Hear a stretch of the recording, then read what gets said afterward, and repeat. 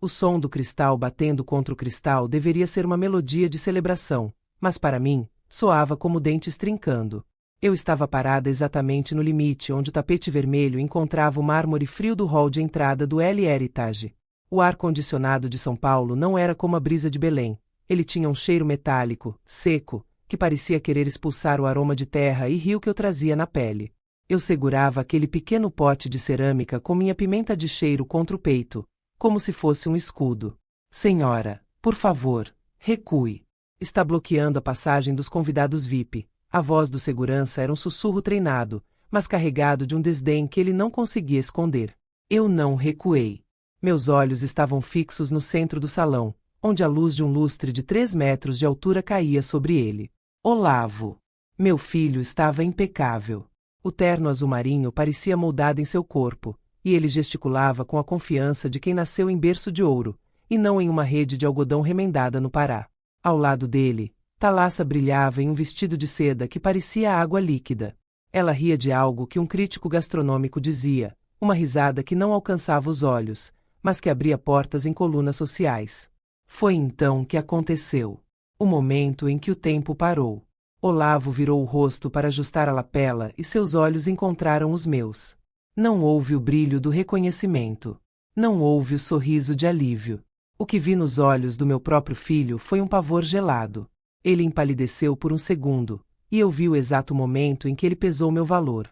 De um lado da balança, 30 anos de sacrifício, as mãos manchadas de açafrão que pagaram cada curso dele, as noites em claro que garantiram seu diploma. Do outro lado, a aprovação de uma elite que nunca saberia o seu verdadeiro sobrenome. A balança pendeu para o lado do prestígio. Olavo inclinou-se para Thalassa e sussurrou algo no ouvido dela. Ela olhou na minha direção com uma careta de nojo, como se tivesse avistado uma barata no meio de sua cozinha estrelada. Ele então fez um sinal discreto com o queixo para o segurança que me barrava. Um sinal de tire-a daqui. Eu sou a mãe dele, eu disse, e minha voz saiu mais firme do que eu esperava, ecoando levemente pelo hall. O segurança soltou uma risada abafada. Claro que é, senhora. E eu sou o imperador do Brasil. Vamos. A área de serviço é pelos fundos, se estiver procurando resto de comida ou faxina. Mas hoje não é o dia. Olavo se virou de costas. Ele simplesmente me apagou. Ele voltou a rir com o crítico, levantando sua taça de espumante para um brinde, enquanto o segurança colocava a mão no meu cotovelo. A pressão dos dedos dele no meu linho engomado foi o gatilho. Eu senti o pote de cerâmica escorregar das minhas mãos trêmulas. O som do barro quebrando no chão de mármore foi mais alto que a música de jazz que tocava ao fundo. A pimenta espalhou-se, um rastro vermelho e ardido sobre a brancura impecável do chão do El Heritage. Olavo! Eu chamei uma última vez. Ele não se virou. Ele se recusou a ser o filho de Araci. Naquele instante, algo dentro de mim, algo que fora doce e provedor por décadas, secou e endureceu. Eu não era mais apenas uma mãe ferida. Eu era a mulher que tinha as chaves do cofre que ele pensava ser dele. Saí para a garoa de São Paulo sentindo frio nos ossos, mas com um fogo novo queimando na alma. Ele achava que tinha me descartado, mas ele esqueceu que ninguém conhece melhor as rachaduras de um castelo do que quem ajudou a carregar cada tijolo. Antes de eu revelar o que aconteceu na manhã seguinte, eu quero saber de você. De qual cidade do Brasil ou do mundo você está acompanhando a minha jornada? Escreva aqui nos comentários. Eu sou a Araci, e você está no canal Afonso Story. Continue assistindo, porque a queda do chefe Olavo vai começar agora. Caminhei pelas ruas do Itaim Bibi sem rumo por alguns minutos, deixando a chuva lavar a humilhação do meu rosto. Eu olhava para minhas mãos, aquelas mãos que ele tanto temia que os outros vissem. Ele esqueceu de uma regra básica da vida. O sangue das mulheres da minha terra não serve para lágrimas, ele serve para combustível. Olavo achava que o El Heritage era o seu império de vidro. Ele só não sabia que eu era a dona da marreta. Uma semana. Eu só precisava de uma semana para transformar aquele silêncio dele no barulho do seu mundo desabando. O quarto de hotel barato onde me instalei na primeira noite em São Paulo cheirava a mofo e desinfetante barato. Era um contraste violento com o luxo de mármore do El Heritage, mas parecia mais honesto. Sentei-me na beira da cama, observando minhas mãos. Elas ainda tremiam. Não de frio, nem de medo, mas de uma fúria fria que começava a tomar o lugar da dor. Para entender como cheguei àquele chão molhado de chuva e pimenta, eu precisava revisitar o peso de cada grama de ouro que eu carregava. A história da minha vingança não começou no Itaim Bibi. Ela começou em uma caixa de madeira forrada de veludo gasto, escondida sob o meu colchão em Belém. Ali repousavam as joias de filigrana de minha mãe. Eram peças trazidas de Portugal, de uma aldeia perdida em Trás-os-Montes, onde o inverno racha as pedras e o caráter das pessoas é forjado no granito. Minha mãe sempre dizia: Araci, o ouro é a única coisa que não apodrece quando a fome chega. Quando Olavo decidiu que Belém era pequena demais para o seu talento, eu não hesitei. Ele falava de São Paulo como se fosse a terra prometida. Ele falava de técnicas francesas, de espumas, de emulsões e de vinhos que custavam o preço de um terreno na periferia. Eu, que cozinhava com lenha e carvão, que tirava o tucupi da raiz da mandioca com as próprias mãos, não entendia metade das palavras, mas entendia o brilho nos olhos dele. Ou, pelo menos, eu achava que entendia. Para pagar a primeira parcela daquela holding que ele tanto insistia, eu vendi o anel de rubi da minha avó. Para mobiliar o primeiro apartamento dele, vendi o colar de elos de ouro. E, finalmente, para que ele pudesse assinar o contrato de aluguel no bairro mais caro de São Paulo, já que o nome dele estava manchado por dívidas de festas e imprudências que eu ignorei na época, eu entreguei o que mais me doía. Vendi os brincos de filigrana. No penhor, o avaliador olhou para aquelas peças artesanais com um desdém técnico. Vale pelo peso do metal, senhora. O trabalho manual não agrega valor aqui. Aquelas palavras doeram, mas eu aceitei. O dinheiro foi direto para a conta de Olavo. Naquele dia, ele me ligou chorando. Mãe, você é meu anjo. Eu vou te buscar de jatinho para a inauguração. Você vai sentar na cabeceira. Mentiras. O jatinho nunca veio. O convite nunca foi postado. Lembrei-me disso enquanto olhava para o teto descascado do hotel. Peguei meu celular e abri novamente a postagem que me trouxe até aqui. Olavo sorria ao lado de Thalassa. Ela era o tipo de mulher que São Paulo fabrica em série, loira de farmácia, dentes perfeitos demais para serem naturais e uma arrogância que emanava até das fotos. O texto da legenda dizia: o chefe Olavo, vindo de origens humildes que ele superou com puro talento, abre as portas do seu império hoje. Superou. Como se o meu suor fosse uma doença da qual ele precisasse se curar. Como se o tacacá que pagou seus livros fosse uma vergonha a ser escondida. Senti uma pontada no estômago. Eu não comia desde que saí do aeroporto. Abri minha bolsa e lá estava o que restou, o papel timbrado da holding Empreendimentos Araci. Olavo achava que era esperto. Ele criou a empresa em meu nome anos atrás porque precisava de um laranja limpo para conseguir empréstimos bancários e contratos de locação. Na cabeça dele, eu era apenas uma velha analfabeta funcional do norte que assinaria qualquer papel por amor. Ele nunca imaginou que eu leria cada linha, cada cláusula de saída, cada parágrafo sobre a dissolução da sociedade por má conduta administrativa. Ele esqueceu que, antes de ser cozinheira, eu fui feirante. E na feira, se você não souber fazer contas de cabeça mais rápido que o fiscal, você morre de fome. Liguei para um número que eu guardava há anos. Soraya. Ela fora minha vizinha em Belém, uma menina que eu alimentei muitas vezes quando os pais dela não tinham nada. Hoje, Soraya era uma das advogadas mais temidas de Curitiba, especialista em direito societário e crimes de colarinho branco. Alô, Soraya. É a Dona Araci. Dona Araci. Que surpresa maravilhosa! Como está o Olavo com o restaurante novo? O Olavo morreu para mim esta noite, minha filha. Mas o restaurante dele, esse eu quero de volta. Expliquei a situação. Contei sobre a humilhação no tapete vermelho, sobre o segurança, sobre o olhar de nojo de Thalassa. Soraya ficou em silêncio por um longo tempo. Eu podia ouvir o barulho de papéis sendo virados do outro lado da linha.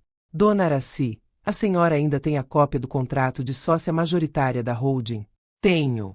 E tenho os comprovantes das transferências que fiz da venda das minhas joias. Se o que a senhora está me dizendo for verdade, Soraya fez uma pausa dramática. Ele não tem nada. O Heritage não é dele. O nome no contrato de locação, os equipamentos da cozinha industrial, até o registro da marca. Tudo está sob a holding que a senhora controla. Ele é apenas um funcionário com título de chefe. Uma chama de esperança misturada com vingança se acendeu em mim. O que precisamos fazer? Eu vou para São Paulo amanhã de manhã. Vou levar o Tarcísio comigo. Ele é mestre de obras e perito. Vamos fazer uma auditoria surpresa. Se ele desviou um centavo que fosse para aquela conta pessoal que a senhora suspeita em Curitiba, nós o tiramos de lá por justa causa e quebra de contrato de lealdade. Eu não quero apenas o dinheiro, Soraya. Eu quero que ele sinta o cheiro do tucupi queimando o nariz dele. Eu quero que ele veja a mancha assumir o lugar que é dela. Naquela noite, eu não dormi. Fiquei acordada planejando o cardápio da minha justiça.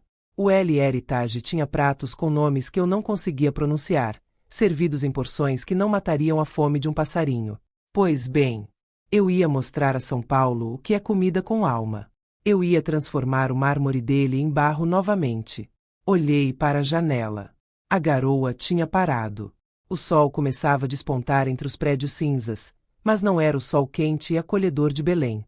Era um sol pálido, como o rosto do meu filho quando me viu. Prepare-se, Olavo, sussurrei para o vazio do quarto. Você achou que eu era o passado que você podia enterrar. Mas o passado acabou de comprar uma passagem de volta. E ele vem cobrar os juros. Eu sabia que a jornada seria longa. O judiciário em Brasília e São Paulo é um labirinto, mas eu já tinha atravessado matas muito mais fechadas para vender minha maniçoba. Eu não tinha mais as joias de ouro da minha mãe, mas tinha algo muito mais valioso. A verdade e o controle total sobre cada tijolo daquele castelo de vidro. A semana de Olavo estava apenas começando, e ele não tinha ideia de que o banquete que ele preparava seria o último que ele serviria naquele endereço. O saguão do hotel não parecia mais tão opressor na manhã seguinte. Quando Soraya atravessou as portas giratórias, ela não parecia a menina que corria descalça pelas palafitas de Belém.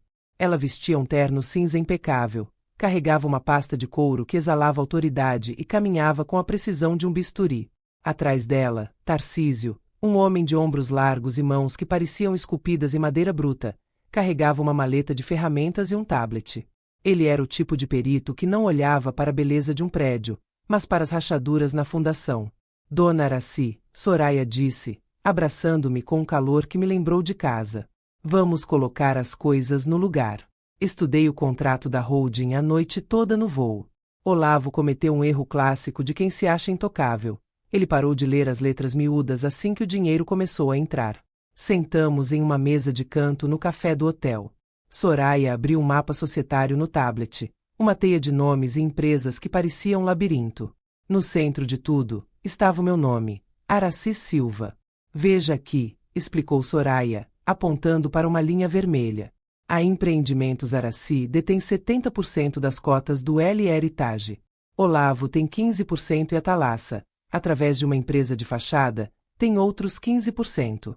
Mas há uma cláusula de infidelidade patrimonial. Se qualquer sócio minoritário usar recursos da holding para fins pessoais sem aprovação da sócia majoritária, ele perde o direito de gestão imediatamente. E ele usou? Perguntei, meu coração acelerando. Tarcísio interveio, sua voz grave ressoando. Dona Araci, eu dei uma olhada preliminar nos registros de fornecedores que a Soraya conseguiu interceptar pelo sistema contábil. Olavo superfaturou a reforma da cozinha. Ele declarou que gastou o dobro em fogões industriais importados da Itália, mas as notas fiscais originais indicam que o dinheiro saiu para uma conta em Curitiba. Ele está lavando o capital da senhora para construir o ninho de amor dele com a noiva. Senti uma náusea. Não era apenas desamor, era roubo. Ele estava pegando o ouro de trás dos montes, o suor das feiras de Belém, e transformando em luxo escondido. O que fazemos agora? Minha voz estava fria, como a lâmina de um terçado. Agora, nós cercamos o castelo, disse Soraya. Hoje é terça-feira. O restaurante fecha para manutenção interna no período da tarde. É quando vamos entrar. Tarcísio fará a perícia física dos equipamentos para provar a fraude das notas, e eu farei a notificação oficial.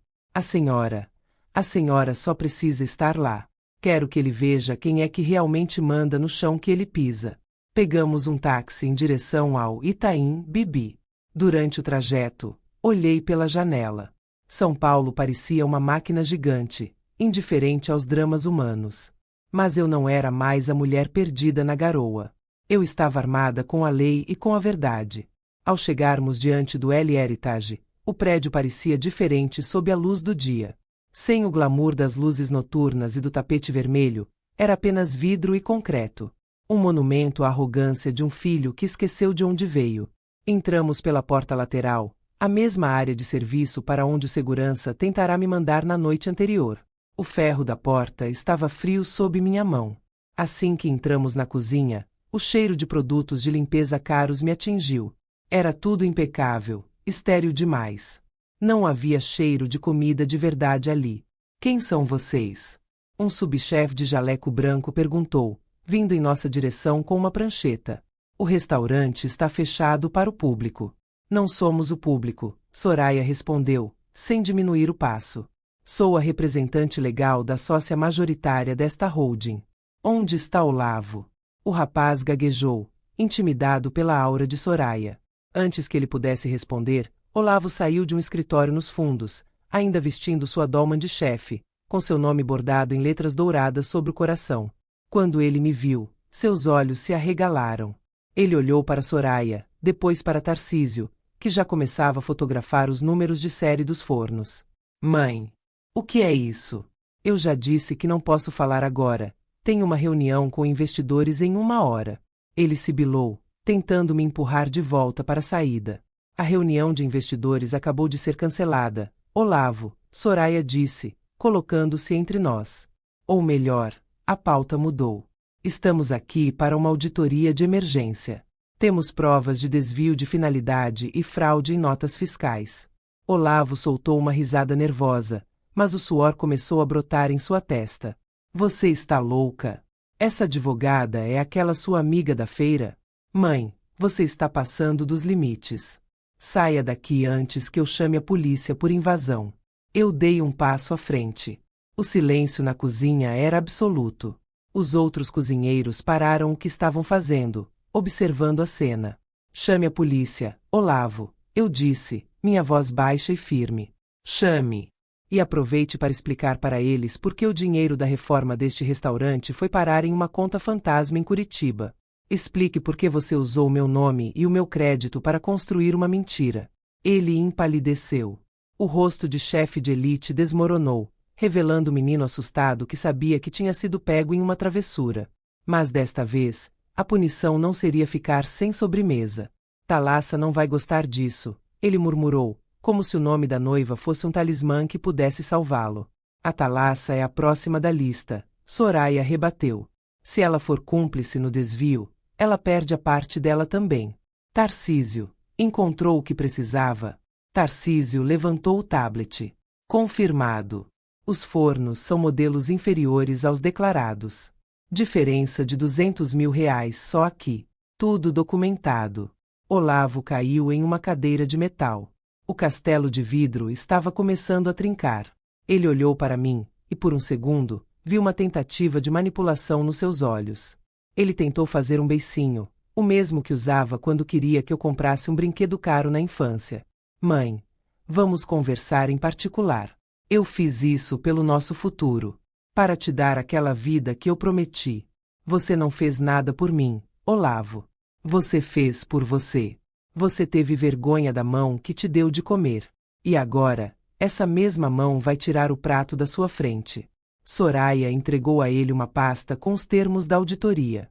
Você tem 24 horas para apresentar os livros contábeis completos. Se não, entraremos com pedido de afastamento imediato da gestão por via judicial. Saímos da cozinha tão rápido quanto entramos.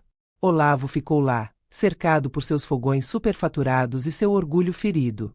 Caminhamos de volta para a calçada. Eu me senti exausta, mas havia uma leveza nova em meus ombros. O cerco estava fechado. As rotas de fuga dele estavam bloqueadas. Dona Araci, Soraya disse, enquanto esperávamos o carro. O primeiro golpe foi dado. Amanhã, a senhora volta aqui. Mas não pela porta dos fundos. Eu olhei para o letreiro luminoso do L Heritage.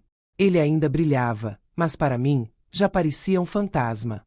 Eu já conseguia ver, no lugar daquelas letras francesas, o nome que realmente importava. O nome da mulher que não aceitava mais ser invisível. O ar de São Paulo parecia ter ficado mais pesado, carregado com a eletricidade que antecede uma tempestade. Eu não conseguia tirar da cabeça a imagem de Olavo sentado naquela cadeira de metal na cozinha, o rosto desabado sob a luz fluorescente. Mas a compaixão que eu sentia era como uma brasa velha, ainda aquecia, mas não tinha mais poder para me queimar. O que restava era a necessidade de encerramento. Hoje é o dia, Dona Araci, disse Soraya, entrando no meu quarto de hotel. Ela segurava um envelope pardo, grosso, que parecia conter o destino de uma linhagem inteira. O juiz assinou a liminar de inspeção judicial com acompanhamento policial. Olavo se recusou a entregar as senhas do sistema contábil ontem à noite. Ele acha que, se esconder a sujeira embaixo do tapete, a casa continuará limpa. Eu me olhei no espelho manchado do hotel. Eu não usaria o meu vestido de linho simples hoje. Soraya havia insistido para que fossemos a uma loja na rua Oscar Freire. Agora, eu vestia um conjunto de alfaiataria azul marinho profundo, elegante e sóbrio. No pescoço, não havia ouro, apenas um lenço de seda com estampas que lembravam um marajó. Eu não parecia mais uma cozinheira de rua perdida na cidade grande. Eu parecia o que eu era, a dona do jogo. Chegamos ao El Heritage às 19h30. Era o horário de pico do jantar de quinta-feira. O restaurante estava lotado. Do lado de fora, a fila de carros de luxo se estendia pelo quarteirão. O tapete vermelho estava lá, novamente, mas desta vez eu não parei do outro lado da rua. Caminhei com Soraya, Tarcísio e 2 oficiais de justiça em direção à entrada principal. O mesmo segurança da primeira noite, aquele que me chamou de faxineira, colocou o braço na frente para nos barrar. Senhora, eu já disse que... Ele começou, mas parou no meio da frase quando viu os oficiais e o brilho gélido nos meus olhos. Saia da frente, eu disse. Minha voz não tremeu. Hoje, eu não estou pedindo licença. Estou entrando na minha propriedade. Soraya estendeu a ordem judicial no peito do homem. Ele recuou, confuso, enquanto entrávamos no salão principal. O som da conversa polida e o tilintar dos talheres de prata cessaram quase instantaneamente quando nosso grupo atravessou o ambiente. No centro do salão, Olavo estava à mesa com Thalassa e um grupo de empresários da construção civil, provavelmente os novos parceiros que ele esperava enganar. Thalassa foi a primeira a se levantar. Ela estava deslumbrante em um vestido carmim, mas sua expressão era de puro veneno. Mas o que é isso? Olavo, é aquela mulher de novo. Ela exclamou, atraindo a atenção de todas as mesas vizinhas. Segurança. Por que essa gente está aqui dentro? Olavo levantou-se lentamente, o rosto alternando entre o vermelho da raiva e o branco do pânico. Ele tentou manter a postura de chefe internacional diante de seus convidados. Mãe, você passou de todos os limites. Ele sibilou, aproximando-se de nós. Você quer me envergonhar? Você quer destruir tudo o que eu construí? Você não construiu nada, Olavo, respondi, e minha voz ecoou pelo salão, clara e cortante como o vento de trás os montes. Você apenas usou o meu tijolo para fazer o seu castelo de areia. Soraya deu um passo à frente, abrindo a pasta. Senhor Olavo, estamos aqui para cumprir o mandado de busca e apreensão de documentos contábeis e a notificação de afastamento imediato da gestão por suspeita de fraude e desvio de patrimônio da sócia majoritária, a senhora Araci Silva. Um burburinho correu pelas mesas. As pessoas começaram a sussurrar, apontando. Sócia majoritária. A mãe dele. Fraude. O prestígio que Olavo tanto cultivava estava evaporando diante de seus olhos, como o vapor de uma panela destampada. Thalassa soltou uma risada estridente, histérica. Sócia. Essa mulher não sabe nem assinar o nome. Olavo, diga que isso é um erro. Diga que ela é apenas uma funcionária ressentida. Olavo não disse nada. Ele olhou para Thalassa, depois para os investidores, e finalmente para mim. E ali, naquele momento, o momento dos olhos gelados aconteceu de forma definitiva. Ele não me olhou com arrependimento. Ele me olhou com um ódio tão puro que parecia que ele queria me apagar da existência. Você me odeia tanto assim? Ele perguntou, com a voz falhando. Só porque eu quis ser alguém? Só porque eu tive vergonha dessa sua vida de feirante? Eu nunca te odiei, Olavo, eu disse, sentindo uma lágrima solitária queimar meu rosto, mas sem desviar o olhar. Eu te amei tanto que vendi a memória da minha mãe para te dar um nome. Mas você teve vergonha da mão que te deu de comer. E uma mão que é rejeitada pelo próprio filho, acaba se fechando. Os oficiais de justiça começaram a se dirigir ao escritório nos fundos. Tarcísio começou a filmar a cozinha industrial e os equipamentos que seriam periciados. O caos se instalou. Thalassa começou a gritar com Soraya, ameaçando processos, mas Soraya apenas sorria com a calma de quem tem todos os trunfos na manga. Olavo, nós precisamos ir, Thalassa disse, puxando-o pelo braço. Isso é um circo. Vamos ligar para o meu pai, ele vai resolver isso em Brasília. O pai dela não pode resolver uma quebra de contrato de lealdade. Olavo, Soraya interveio. E ele certamente não vai querer o nome da família dele ligado a um desvio de R$200 mil em notas de equipamentos de cozinha. Os investidores na mesa de Olavo levantaram-se um a um. Não houve despedidas. Eles apenas pegaram seus paletós e saíram, evitando contato visual. Eles sentiram um cheiro de fracasso, e o fracasso é a única coisa que a elite de São Paulo não tolera. Olavo ficou parado no meio do salão vazio de amigos, mas cheio de curiosos. Ele olhou para as próprias mãos limpas, cuidadas, que nunca haviam carregado um fardo pesado. Depois olhou para as minhas. O que você quer, Aracy? Ele me chamou pelo nome, não por mãe. Aquilo doeu mais do que qualquer bofetada. Eu quero o que é justo, respondi. Eu quero que o mundo veja quem você é por trás dessa dolma branca. E eu quero a chave. Agora. Thalassa tentou intervir novamente, mas Olavo a calou com um gesto brusco. Ele tateou o bolso da calça e tirou um molho de chaves com um chaveiro de couro de grife. Ele o jogou no chão, aos meus pés. O som do metal batendo no mármore foi o ponto final de 30 anos de ilusão. Fique com essa droga, ele gritou. Fique com esse lugar. Sem mim, isso aqui é só um restaurante de comida de pobre. Você vai falir em um mês. Pode ser, eu disse, enquanto Tarcísio recolhia as chaves para mim. Mas pelo menos, quando eu falir, eu saberei quem eu sou. E você?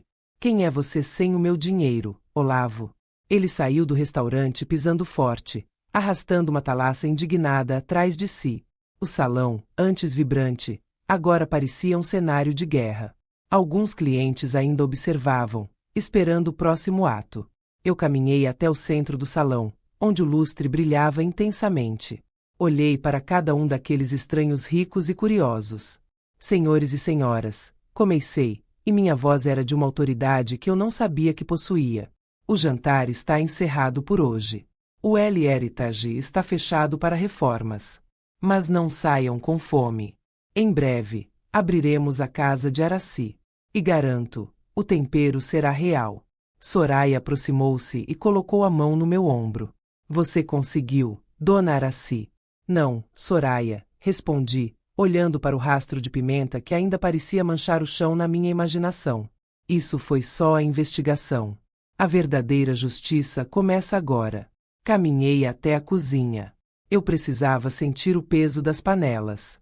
Eu precisava me reconectar com o que Olavo tentou matar. Ele achava que eu era o passado. Ele não percebeu que eu era o alicerce. E sem o alicerce, até o castelo mais bonito do Itaim Bibi é apenas um monte de vidro quebrado. O silêncio que se seguiu à saída tempestuosa de Olavo era mais pesado que qualquer gritaria. O L Heritage, com suas luzes de design e paredes de vidro, parecia agora um imenso aquário vazio.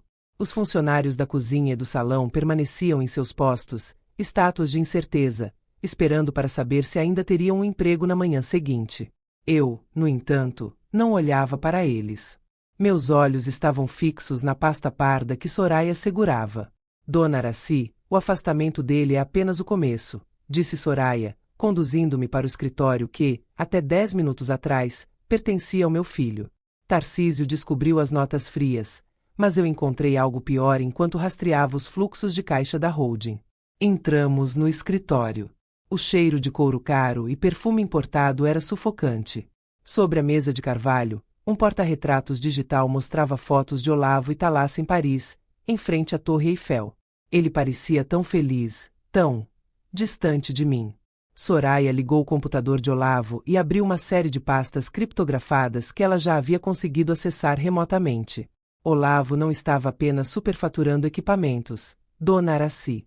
Ele estava operando um esquema de esvaziamento patrimonial. Ele sabia que, legalmente, a senhora era dona de tudo.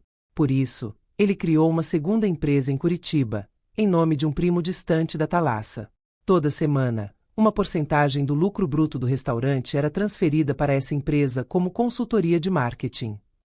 Consultoria? Perguntei, sentindo o gosto amargo da traição renovado. Ele nunca me falou de marketing nenhum. Exatamente. Não havia consultoria. Esse dinheiro estava sendo usado para pagar as parcelas de uma cobertura de luxo em Curitiba e, pior, para financiar o estilo de vida da família da Thalassa, que está mergulhada em dívidas que o público nem imagina. Olavo estava usando seu suor, a venda das joias da sua mãe, para sustentar a fantasia de uma elite falida. Eu me sentei na cadeira de couro. O conforto era insultante. Eu pensava em cada tigela de tacacá que servi sob o sol escaldante, em cada dor nas costas que ignorei para que ele pudesse estudar. Enquanto eu economizava no sabão, ele esbanjava em Curitiba com o dinheiro que legalmente me pertencia. Ele não apenas me rejeitou, sussurrei, mais para mim mesma do que para Soraya. Ele me roubou sistematicamente. Ele planejou a minha pobreza para garantir o luxo dele.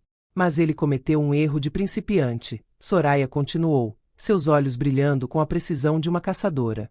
Como ele usou o CNPJ da sua holding para fazer essas transferências ilegais, ele deixou um rastro de má-fé.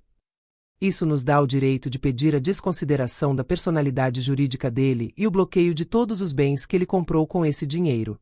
A cobertura em Curitiba? Nós podemos tomá-la.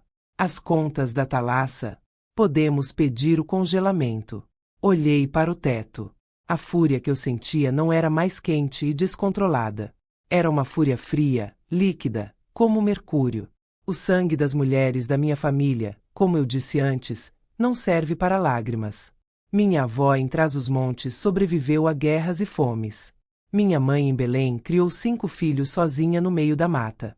Eu não seria a única a quebrar essa corrente de força.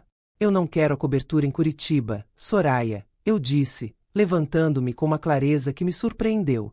Quero que ela seja vendida. Quero que cada centavo roubado volte para a holding. Mas não para mim. Quero criar um fundo. Quero que esse dinheiro financie mulheres feirantes em Belém que querem abrir seus próprios negócios, mas não têm um filho para investir nelas. Soraya sorriu. Foi um sorriso de orgulho. E o restaurante? O que faremos com este lugar de vidro? Caminhei até a janela que dava para a rua movimentada do Itaim Bibi. Vi o carro de Olavo arrancando bruscamente no semáforo, desaparecendo na noite. O El Heritage morreu hoje junto com a gratidão do meu filho. A partir de amanhã, este lugar entra em reforma. Vamos tirar esse mármore frio. Vamos trazer a madeira, o barro, as cores da nossa terra. Se Olavo quer ser um homem feito do nada, ele terá o desejo realizado. Ele sairá daqui apenas com a roupa do corpo. Tarcísio entrou no escritório, limpando as mãos em um pano. Dona Araci, os funcionários estão lá fora. Eles estão com medo. Estão perguntando se o restaurante vai fechar de vez. Saí do escritório e voltei ao salão. Os 30 funcionários, garçons, cozinheiros, auxiliares de limpeza, formavam um semicírculo. Muitos deles eram jovens, imigrantes de outros estados, com os mesmos olhos de esperança que Olavo tinha um dia. Escutem bem, eu disse, minha voz projetando-se sem esforço. O chefe Olavo não faz mais parte desta empresa.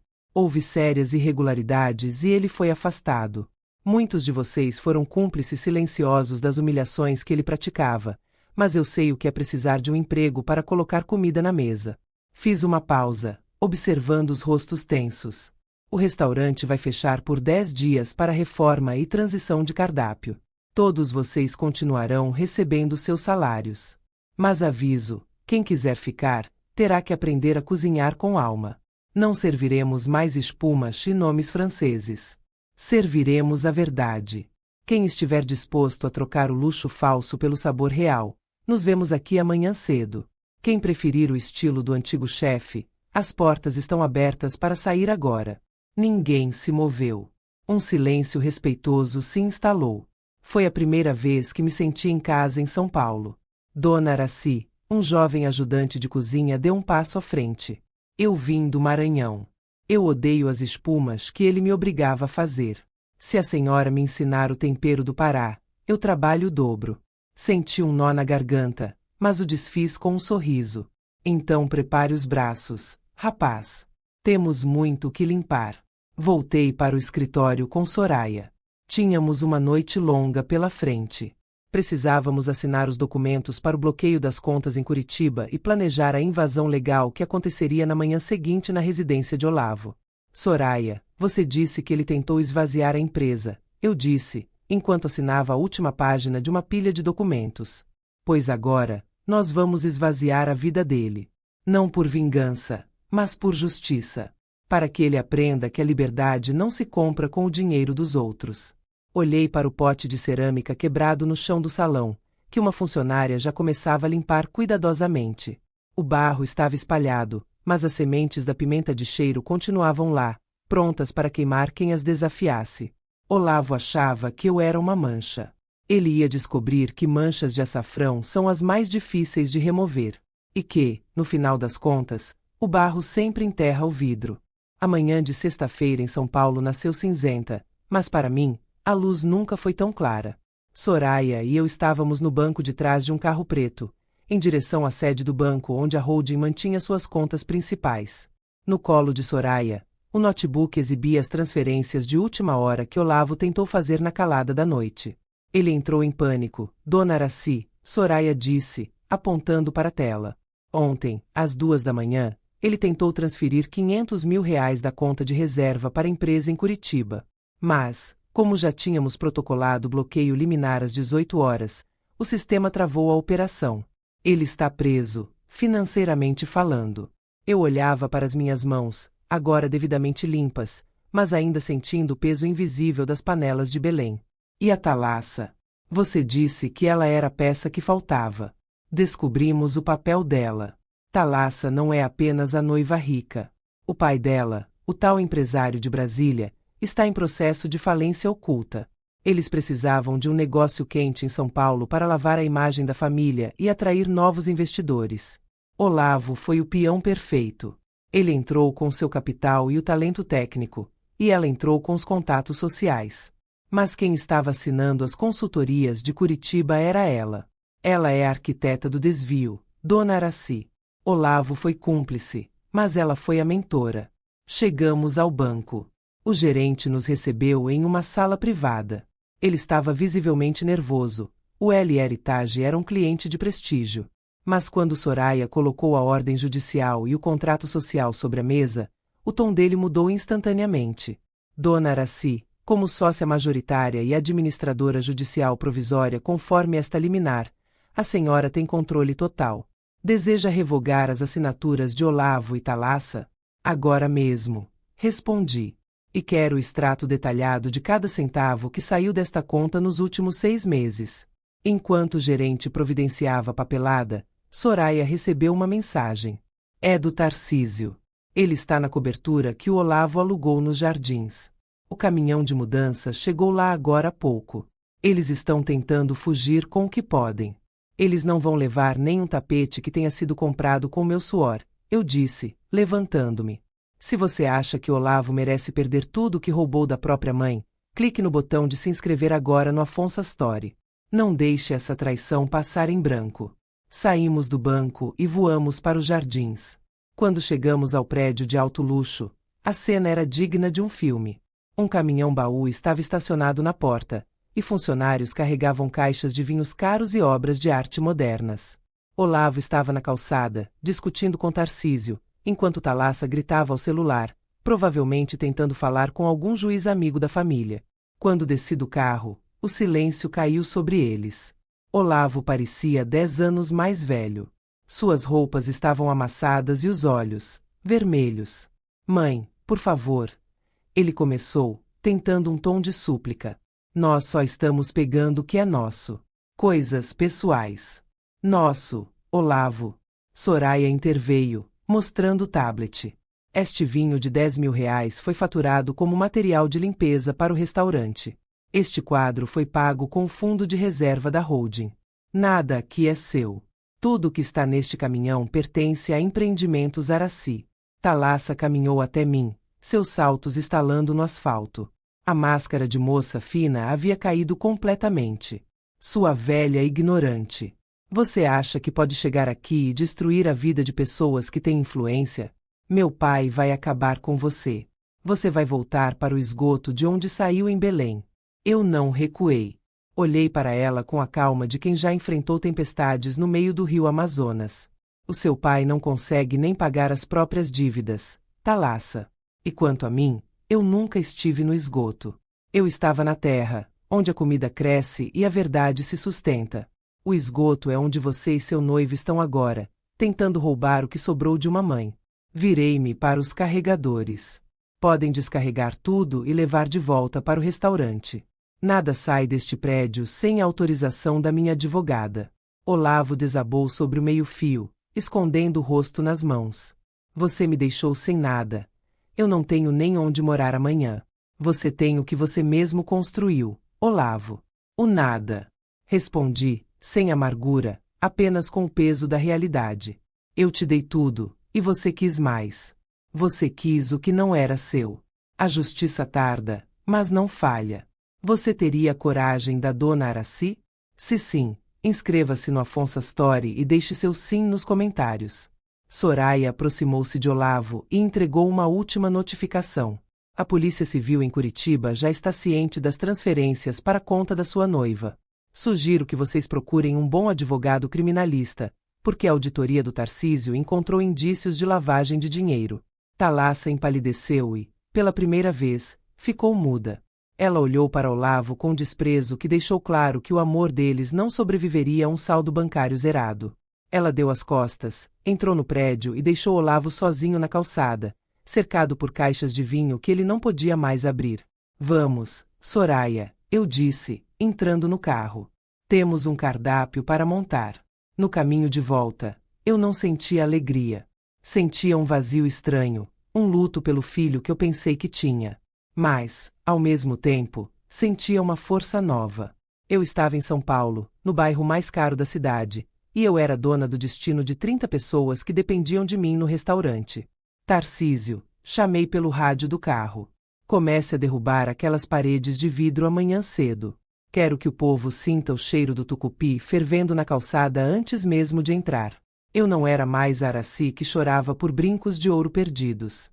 Eu era a Araci que estava prestes a ensinar ao Itaim Bibi o verdadeiro sabor da dignidade. A investigação tinha terminado. Os culpados estavam cercados. Agora, era hora de retomar o trono, mas não um trono de ouro, e sim um trono de barro. Olhei para o horizonte de prédios. Olavo achava que o sucesso era ser aceito por eles. Eu ia provar que o sucesso era fazer com que eles precisassem de mim para lembrar o que é ser humano. O sol de meio-dia batia nas vidraças do El Heritage, mas não havia mais o brilho de antes.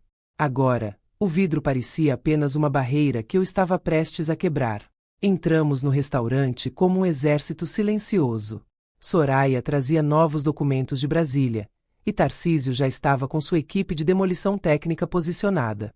Mas o verdadeiro confronto não seria com marretas, seria com a verdade. Olavo estava lá, sentado em uma das mesas de cristal, com uma garrafa de vinho aberta, um dos poucos que restaram. Ele parecia um fantasma do homem que foi na semana passada. Thalassa não estava ao seu lado.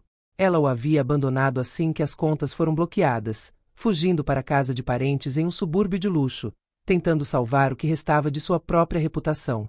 Veio ver o que sobrou, mãe? Olavo perguntou, a voz arrastada.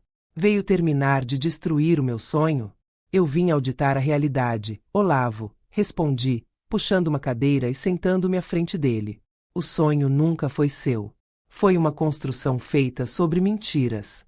Soraya abriu o laptop sobre a mesa, ignorando o vinho de Olavo. Olavo, recebemos a quebra de sigilo bancário da empresa de Curitiba hoje cedo.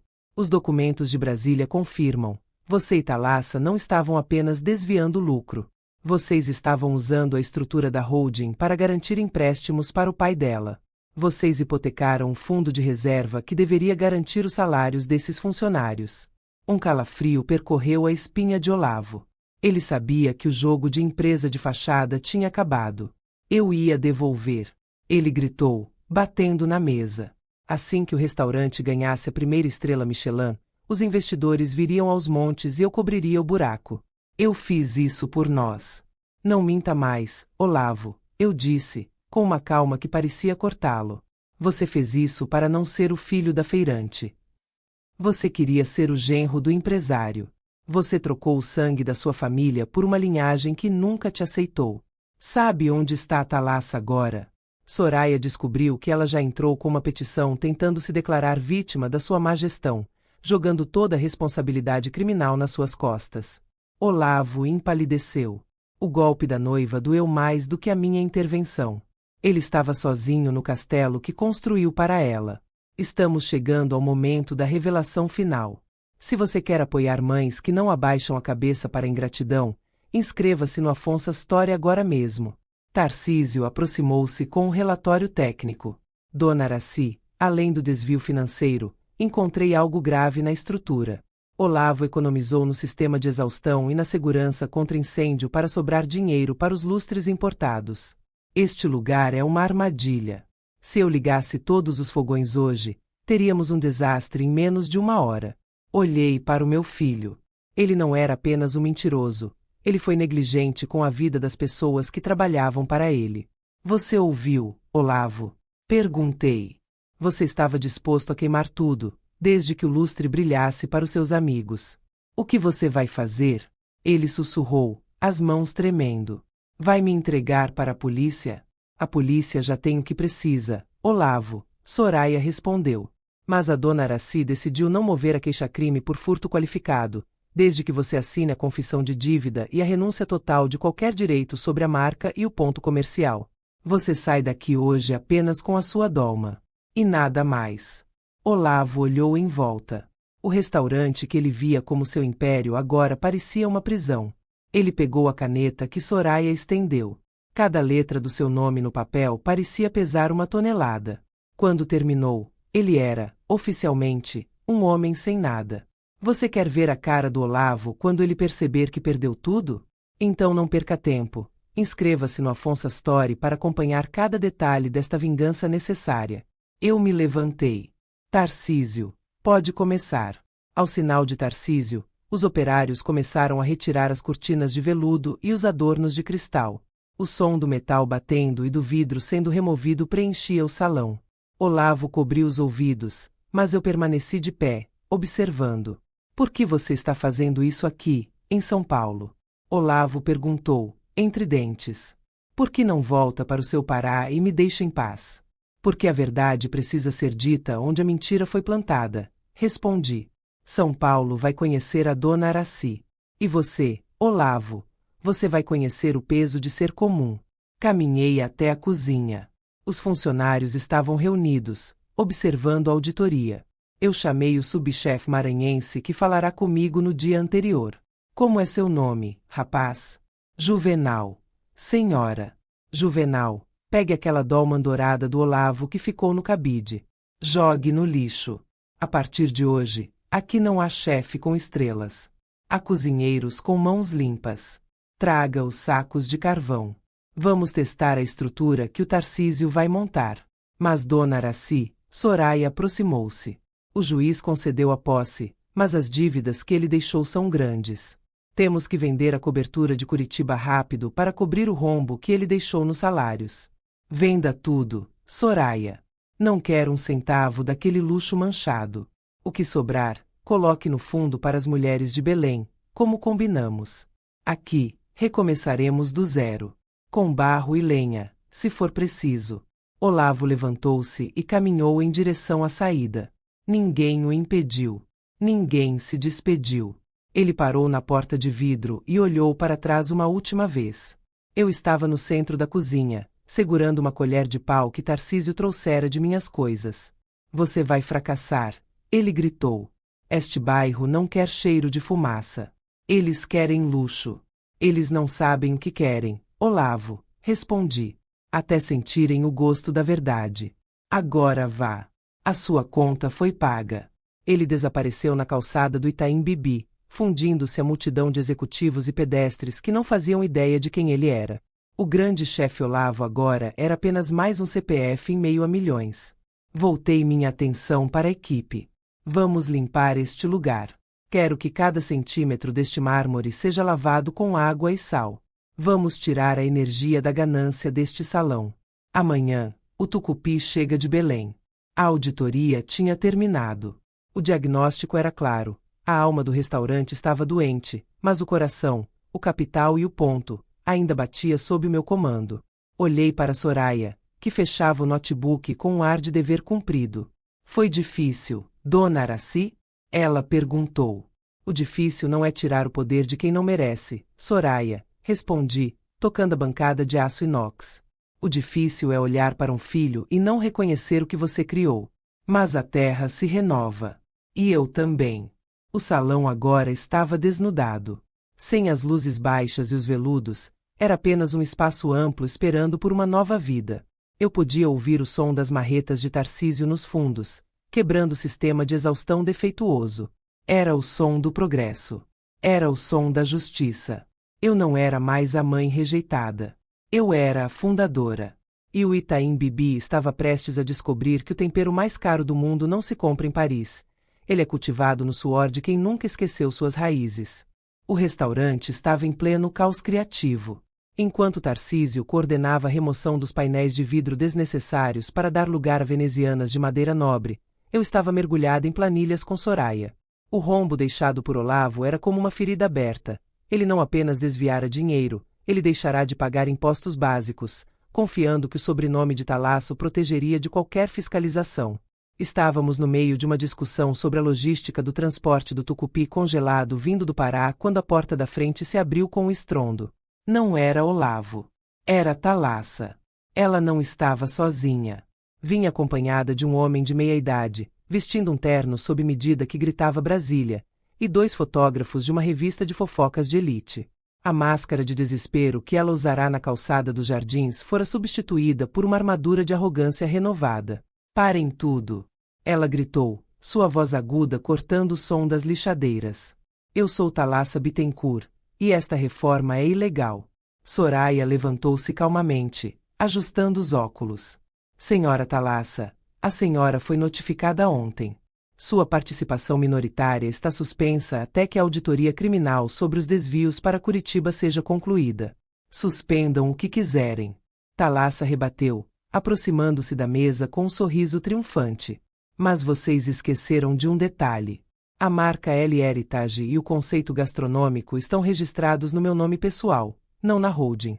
Se vocês mudarem uma vírgula deste cardápio ou tirarem aquele letreiro, eu entro com uma ação de danos morais e propriedade intelectual que vai travar este imóvel por 10 anos na justiça. O homem ao lado dela, o advogado da família, deu um passo à frente.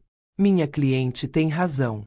O ponto pode ser da holding, mas a alma do negócio é dela. Vocês estão destruindo um patrimônio imaterial. Olhei para aquela mulher. Ela estava disposta a queimar a casa inteira só para não me ver morar nela.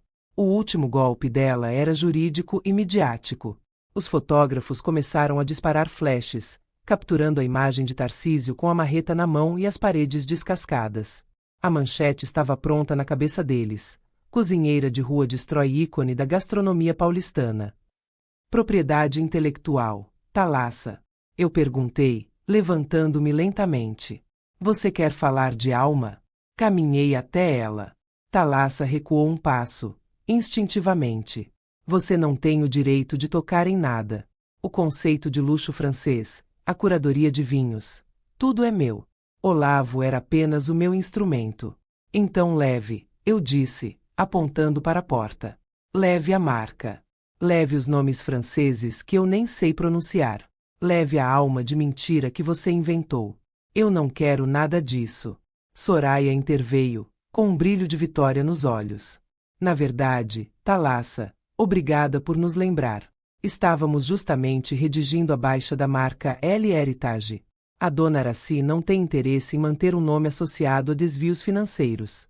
Pode levar seu registro. Amanhã mesmo, o letreiro será retirado e entregue na sua porta.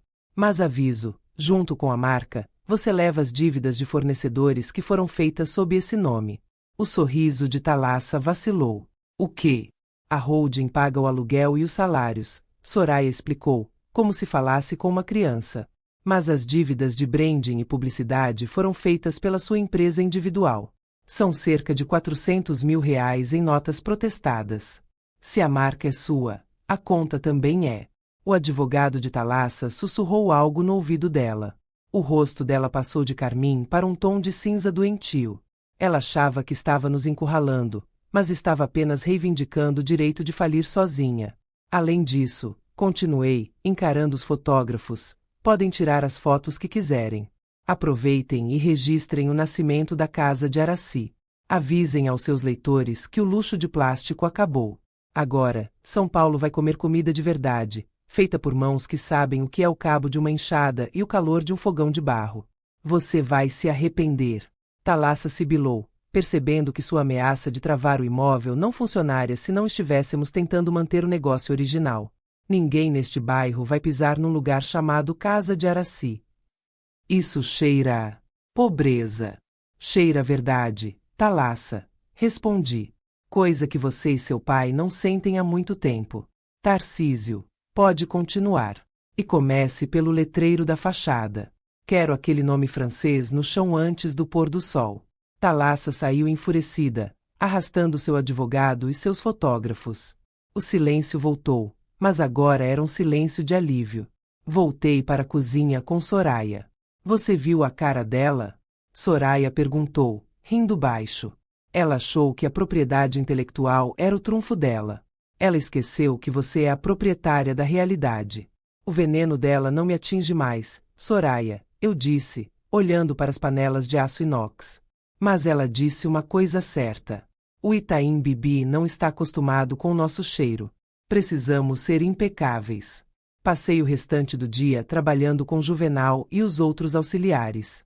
Começamos a preparar a base para o primeiro teste de cardápio. Eu não queria apenas cozinhar. Eu queria contar uma história através do paladar. À noite, o letreiro do El Heritage foi retirado. Vi as letras douradas sendo colocadas em um caminhão de lixo. No lugar delas, Tarcísio instalou uma placa temporária, de madeira rústica, entalhada à mão. Casa de Aracy, em breve. Liguei para Belém. Falei com uma cooperativa de mulheres feirantes que eu conhecia há décadas. Preparem o melhor lote de farinha d'água, o comari mais ardido e o tucupi mais puro. Eu vou precisar de muito.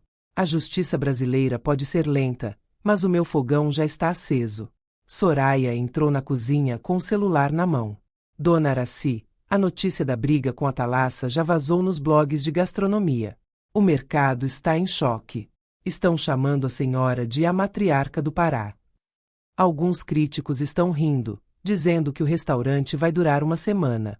Deixe que riam, Soraya, respondi, provando o sal de um caldo que fervia. O riso deles é o tempero que falta na minha vitória. O Olavo escolheu o vidro, e o vidro quebrou. Eu escolhi o barro. E o barro, minha filha, só fica mais forte quando passa pelo fogo. Olhei para a rua através da janela agora sem as cortinas de veludo. As pessoas paravam para ler a placa de madeira. Havia curiosidade nos olhos delas. O Itaim Bibi estava prestes a descobrir que a liberdade não tem cheiro de perfume francês. Ela tem cheiro de lenha queimando e de dignidade recuperada. A armadilha de Thalassa tinha falhado. Olavo estava fora de combate. Agora, o verdadeiro desafio começava. Provar que a cozinheira de rua tinha o que era preciso para dominar a selva de pedra. A noite da inauguração da Casa de Aracy não tinha tapete vermelho, mas o cheiro que emanava das portas abertas era mais magnético do que qualquer marketing de luxo. Tarcísio havia feito um milagre. O mármore frio fora coberto por detalhes em madeira de demolição e cerâmica marajoara. As paredes de vidro agora ostentavam persianas de palha que deixavam a brisa entrar, trazendo o Itaim Bibi para dentro, mas sem a pretensão de antes. No centro do salão, onde antes ficava o lustre ostentativo de Olavo, agora pendia uma instalação de cestarias artesanais que banhava o ambiente com uma luz quente e acolhedora. Eu estava na cozinha, vestindo uma dolman de algodão cru, sem bordados dourados. Minhas mãos, aquelas que Olavo quis esconder, estavam em seu habitat natural.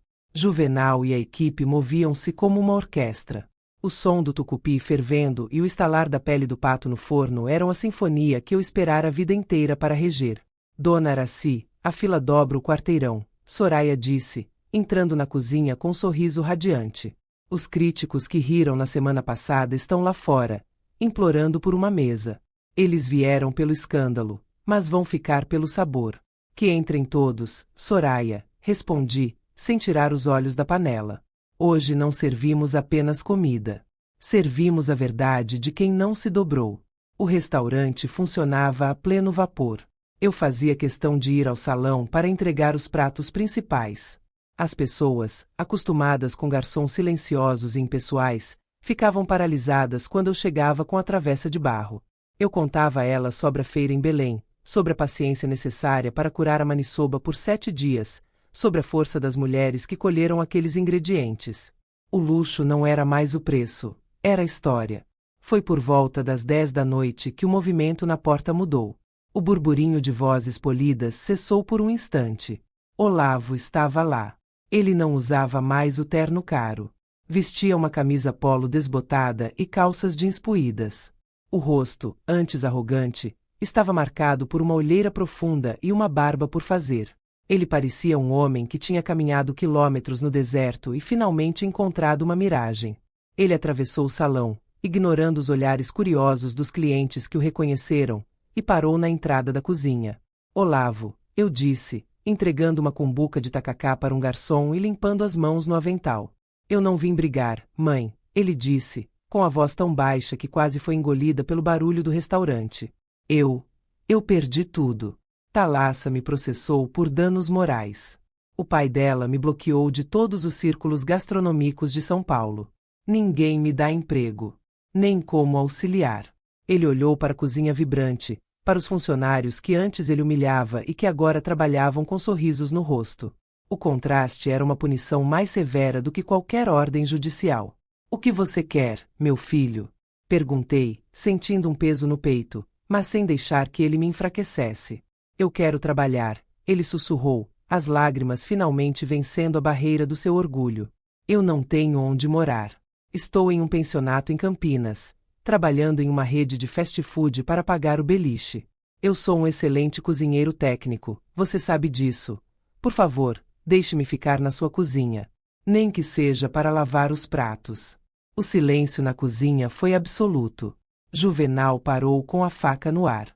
Soraya deu um passo à frente, pronta para intervir legalmente, mas eu fiz um sinal para que ela esperasse.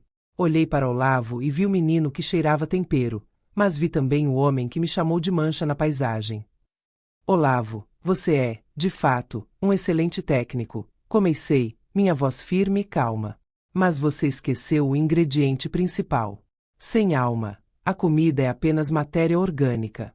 Você não queria ser cozinheiro, você queria ser importante. E o preço da sua importância foi a minha dignidade. Eu aprendi, mãe, eu juro, ele implorou, dando um passo à frente. Não, Olavo. Você aprendeu o que é a derrota, mas ainda não aprendeu o que é a humildade. Se eu te deixar entrar aqui agora, eu estarei ensinando a esses jovens que a traição pode ser perdoada com um pedido de desculpas quando o dinheiro acaba. E essa não é a lição da casa de Araci. Aproximei-me dele. Tirei do bolso do meu avental um envelope que Soraya havia preparado.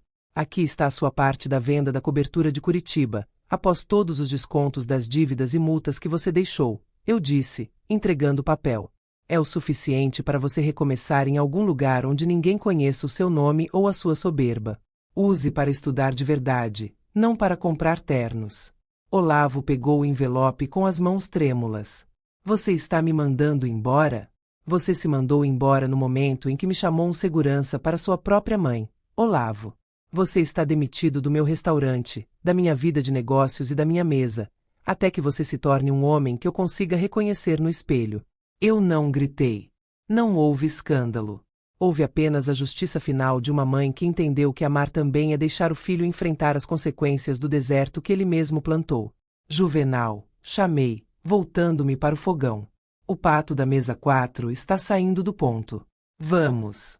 Olavo ficou parado por mais um minuto, observando o triunfo que ele poderia ter compartilhado se não tivesse sido tão pequeno. Ele deu as costas e saiu, desaparecendo na noite de São Paulo, desta vez sem tapete vermelho, sem flashes e sem noiva. Ele era apenas Olavo. Voltei ao meu trabalho. O lucro daquela noite, e de todas as noites seguintes, já tinha um destino: a Fundação Araci em Belém, para que outras mulheres nunca precisassem vender suas memórias de ouro para financiar o sonho de filhos ingratos. A liberdade não era o dinheiro no banco. A liberdade era o cheiro daquela cozinha, o respeito daquela equipe e a certeza de que, naquela noite, ninguém ali era uma mancha. Éramos todos, finalmente, reais.